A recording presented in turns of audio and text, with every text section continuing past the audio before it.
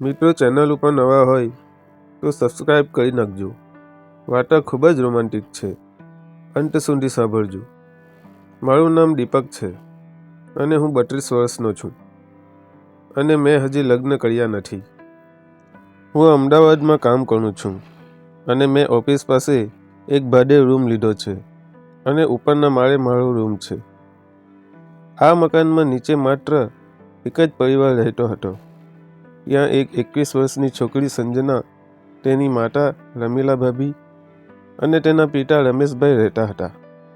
અને સંજના બહુ તોફાની હતી.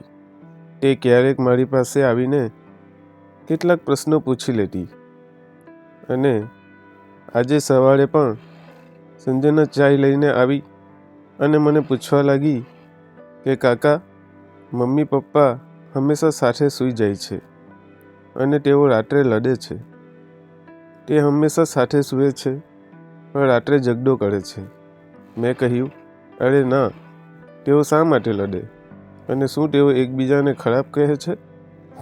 તો સંજનાએ કહ્યું, ના, પપ્પા અને મમ્મીના રૂમમાં અંધારું હોય છે અને રાત્રે મમ્મીના રડવાનો અવાજ આવે છે. તો મેં કહ્યું, અરે ચૂપ, એવું કંઈ હોતું હશે? આમ ન કહેવાય. ઘરની બાબતો દરેકને આમ ના કહેવામાં આવે. સારું, હવે તે બીજું શું જોયું? અને પછી મારી ઉત્સુકતા વધી ગઈ અને તેણે કહ્યું, બીજું શું કહું?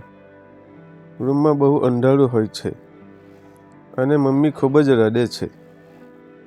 અને પછી મેં વિચાર્યું કે આટલી મોટી છોકરી હોવા છતાં તે મારી સાથે અજાણતા કે પછી જાણી જોઈને બોલી રહી છે. આ બધું સાંભળીને હું ઉત્સાહિત થવા લાગ્યો અને કહ્યું, અરે, તારી મમ્મી રડતી નથી સંજના. એ તો એક રમત રમી રહ્યા હોય છે અને એ રમતની મજા લે છે. તું સમજી શકીશ નહીં.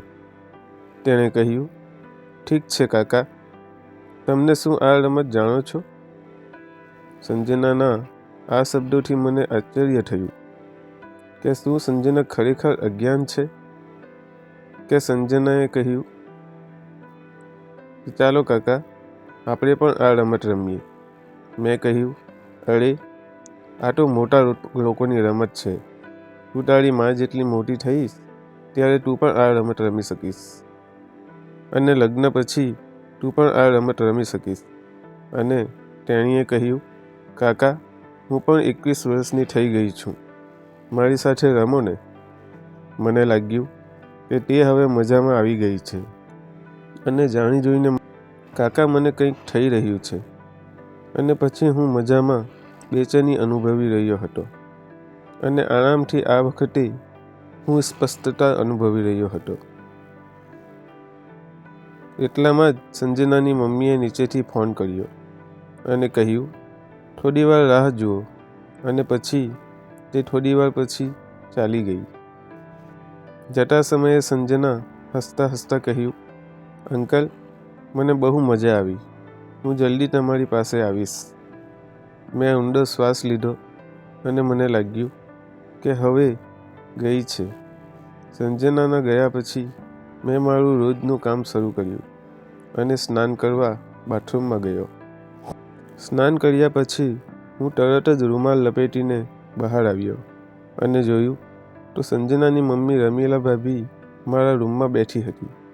તે મારી સામે ઊંડી આંખે જોવા લાગી અને તેણે કહ્યું, તમે જમ્યા પછી જજો.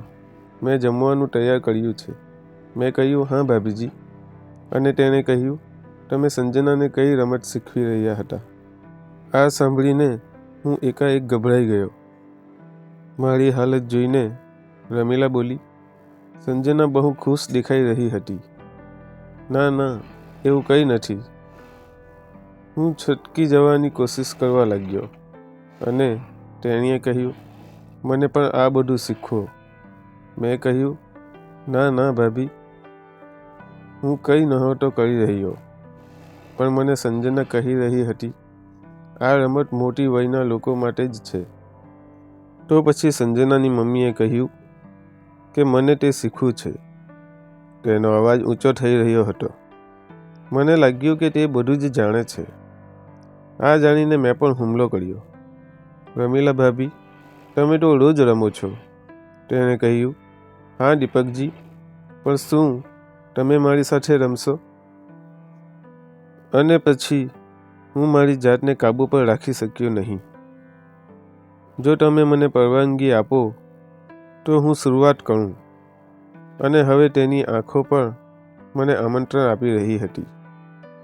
મેં પણ તેની આંખોમાં જોયું અને મારો લપેટેલો રૂમાલ ક્યારે નીચે સરકી ગયો મને ખબર જ ના પડી.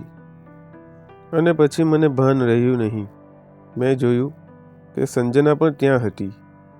તેને જોઈ હું ફરી આશ્ચર્યચકિત થઈ ગયો. પછી રમીલા બોલી કે તે બધું જાણે છે, પણ તે કહેતી નથી. અને પછી મેં તેના મોં પર હાથ મૂક્યો. ઠીક છે, તે બધું સમજાય છે. અને મેં કહ્યું, જો તમારી પરવાનગી હોય તો આપણે આગળ વધી શકીએ. મેં સંજનાને કહ્યું, શેતાન તે મૂર્ખ બનાવ્યો મને. અને તેણે કહ્યું, અંકલ, મમ્મીએ મને કહ્યું હતું. ના, હમણાં ના કહેતી. અને મેં તેની મમ્મીને તરફ ઇશારો કર્યો. સંજનાએ તેની મમ્મી તરફ જોયું. હું મારી જાતને હવે કાબૂ પર રાખી શકતો ન હતો. અને સંજનાએ કહ્યું, ચાલ ચાલ મમ્મી, મને કરવા દે. રમીલાએ સંજનાને પ્રેમ કરતાં કહ્યું, સંજના, તું અત્યારે નહીં, મને બહુ મજા આવી રહી છે. હવે સંજના પણ બધું સમજી ગઈ હતી અને તે માત્ર મને જ જોઈ રહી હતી. અને તેણે કહ્યું, દીપક, હું અહીં છું. હવે મારો વાળો. અને તેની મમ્મીએ કહ્યું, પ્લીઝ ના. હું સ્વર્ગ જેવો આનંદ અનુભવવા લાગ્યો છું. અને પછી હું મારા નસીબ પર ખૂબ જ આનંદ અનુભવી રહ્યો હતો. અને સંજનાએ કહ્યું, અંકલ, મારી મા તો સારી છે. ને મેં કહ્યું, હા સંજના, તું પણ ખૂબ જ સારી છે. અને તું ખૂબ જ સુંદર દેખાય છે. તેણીએ કહ્યું, અંકલ, મને બીજી વાર પણ મજા કરી આપો ને. અને પછી અમે ત્રણેય હસ્યા. થોડી વાર પછી સંજના અને તેની મમ્મી નીચે ગઈ. હું સાંજે સંજનાની રાહ જોતો હતો. મને લાગ્યું કે તે હવે નહીં આવે.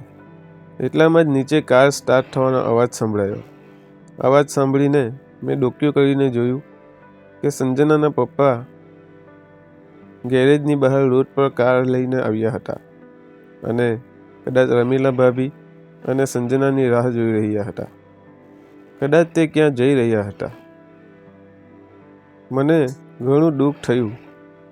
એટલે મને ફોન આવ્યો અને તે કોલ સંજનાનો હતો. સંજના કંઈ બોલી એ પહેલાં મેં કહ્યું, તમે લોકો ક્યાં જઈ રહ્યા છો? તો તેણે કહ્યું, હું ક્યાંય નહીં જતી. મમ્મી અને પપ્પા જઈ રહ્યા છે અને તેઓ નીકળતાની સાથે જ હું ઉપર આવીશ. અને હું ખૂબ જ ખુશ થઈ ગયો. અને તેની મમ્મીએ મને તેના ઘરનું ધ્યાન રાખવાનું કહ્યું. અમે બજારમાં જઈને હમણાં પાછા આવીએ છીએ, તો તમે ઘરનું ધ્યાન રાખજો. પછી ફરીથી કાર પસાર થતાં સાંભળીને મારી હાલત ખરાબ થવા લાગી. નીચેથી કાર નીકળવાનો અવાજ આવ્યો અને થોડી જ વારમાં સંજના ઉપર આવી. અને તેણે કહ્યું, કાકા, હું અહીં છું. તે ધૂમ મચાવતા કહ્યું. મેં કહ્યું, કાકા નહીં, દીપક કહીને બોલાવો. અને મારા નામથી મને તમે બોલાવો. મેં કહ્યું, મને ખબર હતી કે તું આવીશ જ. અને પછી તેણે કહ્યું, ચાલો હવે મને સવારની રમત રમા દો. મેં કહ્યું, ચાલો જઈએ. સંજનાએ ચીસો પાડતા કહ્યું, મને લાગ્યું કે આપણે આજે મજા કરીશું. અને મેં કહ્યું, મને કહો સંજના, મારે શું કરવું જોઈએ? અને સંજનાએ કહ્યું, તમે મારી સાથે પપ્પાની જેમ રમત રમો. મેં કહ્યું, સારું, આપણે રમત રમીએ. સંજના ખૂબ જ ખુશ થઈ ગઈ અને તેણે કહ્યું, હવે તમે જલ્દીથી રમો અને શરૂ કરો. મારે રમત માણવી છે. અને પછી અમે રમત રમી અને અમને ખૂબ જ પરસેવો આવવા લાગ્યો હતો. અને પછી આ રમત અમે ઘણીવાર રમ્યા અને ખૂબ જ આનંદ કર્યો. તો મિત્રો, ચેનલને અવશ્ય સબસ્ક્રાઈબ કરી નાખજો. તો ચાલો મિત્રો, આજની વાર્તામાં આટલું, અને ફરી મળીએ એક કાલે નવી વાર્તા સાથે. ધન્યવાદ મિત્રો. મિત્રો, જો તમને આવો મોકો મળે તો તમે શું કરો તે કમેન્ટમાં જરૂરથી જણાવજો. ધન્યવાદ મિત્રો. મને બધું પૂછે છે અને પછી મેં કહ્યું, સારું, મને કહું કે પપ્પા સૌથી પહેલાં શું કરે છે? તો તેણીએ કહ્યું, મને ખબર નથી. તો હું ત્યારે હસી પડ્યો અને કહ્યું કે આવ, આપણે પણ એમ જ કરીએ. મેં સંજનાને નજીક બેસાડી અને તેણીએ મને કહ્યું, કાકા, હવે મને બહુ સારું લાગે છે. હજી વધારે રમત કરો ને. મને આનંદ થવા લાગ્યો. હું સંજનાનો ઈરાદો સમજી ગયો હતો અને તેના હૃદયના ધબકારા પણ વધી ગયા હતા. તેના શ્વાસોશ્વાસ ઝડપી બની ગયા હતા અને તેણે કહ્યું, કાકા, આ તો રમવામાં મજા આવી રહી છે. તે થોડી ધ્રુંધતી જીભ સાથે કહ્યું,